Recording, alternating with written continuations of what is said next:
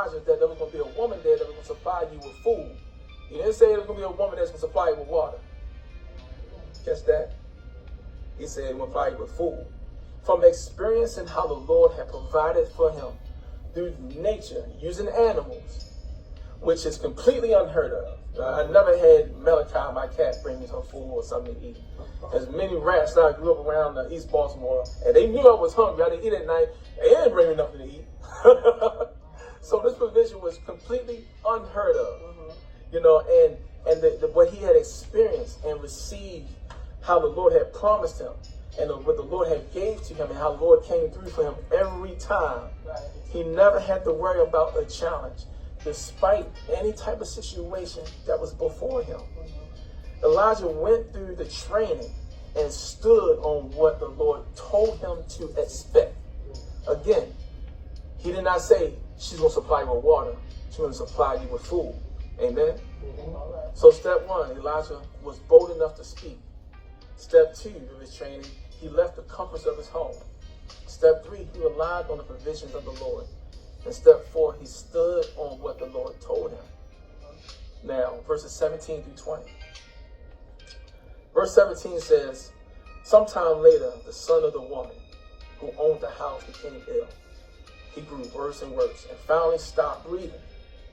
She said to Elijah, what do you have against me, man of God? Did you come to remind me of my sin and kill my son? Give me your son, Elijah replied. He took him from his arm, carried him to the upper room where he was staying, and laid him on his bed. Then he cried out to the Lord, Lord my God, have you brought tragedy even on this widow I am staying with, due cause of the son to die? Now, step 5 in this training. Don't be questioning why you were sent. Amen? Don't question being sent. Through Elijah's training, first of all, training is an action that is teaching a particular skill set or a type of behavior. Faith is a learned behavior. Faith is just like an NFL quarterback or any type of profession or a doctor. If everybody can do it, everybody would do it. But everybody is not skilled in the area of faith. So you have to be trained in it. And the Lord was training him this behavior. Faith is strengthened through principle, experience, and most importantly, action. After Elijah spoke boldly to King Ahab, he was told to leave the comforts of his home. Faith was put into action. Elijah left. In his second action, he relied on the provisions that the Lord had set up for him. There was another level of faith, a level of faith that showed assurance into the Lord. When the Lord was orchestrating Elijah's steps, he was preparing Elijah for the big picture, which Elijah had no clue about at that time.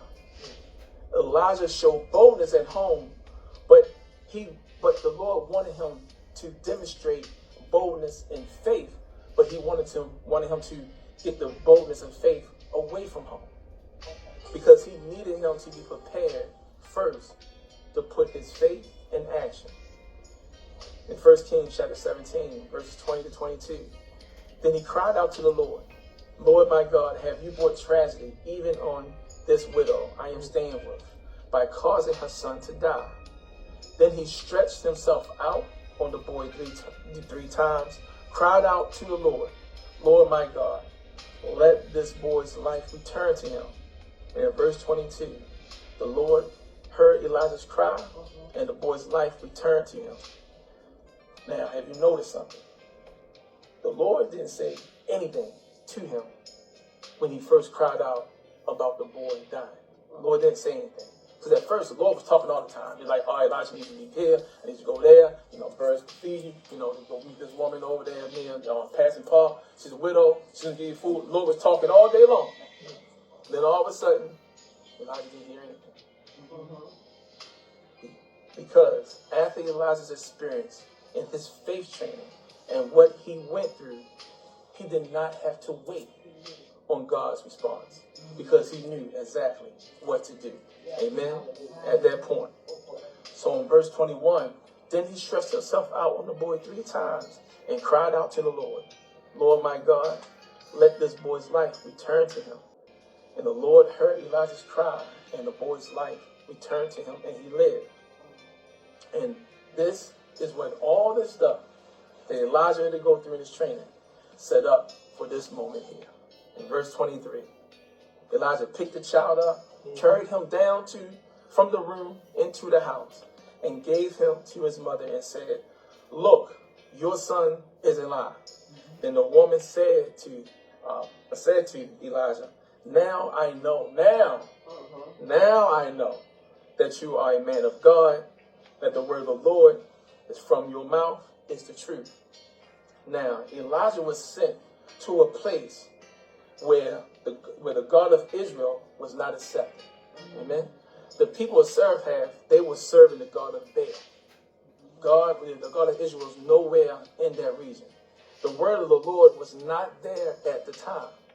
Elijah was sent there to demonstrate to the people of Zarephath, through this woman, that the God of Israel is real. Yes. God's purpose for Elijah was more than just sparing his life from King Ahab. It was much a deeper purpose. It's more important that the Lord was to take Elijah through this impossible task. So at this point, when Elijah go forth before the Lord and knowing the Lord had met this provision for him, there was no chance through the rest of Elijah's legacy that he would never ever doubt God, because he had to go through this training knowing that the Lord can do anything that he wants, and he needed to be steadfast in his faith to carry out what the Lord would have for him to do. Amen? Amen. And from there, that's when his legacy, as we know, as the great Elijah became. Amen? Now tell your neighbor, stick to your training. All right. Now, Elijah's training, his experience, what does that have to do with you? What do it have to do with us? Like Elijah, you want to come from out of nowhere. No one ever even heard of you before. The words that you will speak will come out from nowhere, but the Ahabs in your life, or I would say the Ahabs in your life, will be shook by the words and the stuff that you said. Like Elijah, you're going to speak boldly that the Lord told you to start your business. Told you to start your business, to get into this relationship. You spoke boldly about it, but the Ahabs in your life is going to look at you funny. And those Ahabs in your life is going to try to do whatever they can to stop you and destroy whatever it is that you will try to do to kill your confidence and also to take away your dream. Amen? Better yet, it's going to try to destroy what the Lord has for you to do in your life. That's what those Ahabs going to do. So the Lord will have to send you to a place. And the place he's going to send you to wherever your current living is. A place of separation. A place where you're going to be cut off from everything, all kinds of foolishness, because the Lord do not want you to get caught up in the foolishness and the evils of the Ahabs that's in your life. Amen? Because you're surrounded by it now, and he don't want you to get caught up in the foolishness of ministry. He don't want you to get caught up in the foolishness of your business or whatever you're dealing with. He want to separate you from that. The Lord wants to eliminate anyone from putting their name on his glory. Amen? At the end of the day, no one can be able to take credit for what the Lord is going to do in your life. So the Lord will place you in a position where you can only depend on him solely. Your place of care and living could be in another town, could be in another city. You know, whatever the care and living is in your life, it's a comfort zone. And the Lord wants to remove you from that to rely on him. But the thing is, you have to listen. Most of us don't listen because we want to stay in our comfort zone. If you don't listen, the Ahabs in your life, they will get you and they will destroy you. They will take everything away that the Lord put in your life. Want to know why? Because you did not listen. You did not listen. You stay with that ministry. You hop back and forth from one church to another church. You're trying to find some way. You're trying to fit when you can't fit. And then all of a sudden you're going to settle just because you want to be comfortable. And the reason why you're having such a hard time is because you don't belong there. He told you what to do. And you're still at that job. You're still in that relationship. He told you what to do. And you're miserable trying to fit in. maybe if I move to this cuticle, if I sit closer to the door, or if I go sit by Ann, Ann might help me out a little bit, or, man, she is pretty though. She is pretty. Our kids will look pretty good. He make a lot of money though. Although he slapped me around all the time, but it's gonna be all right. It's gonna get better. No, it's not. Amen. You're making yourself fit, but you stayed, and the Ahabs in your life, they got you.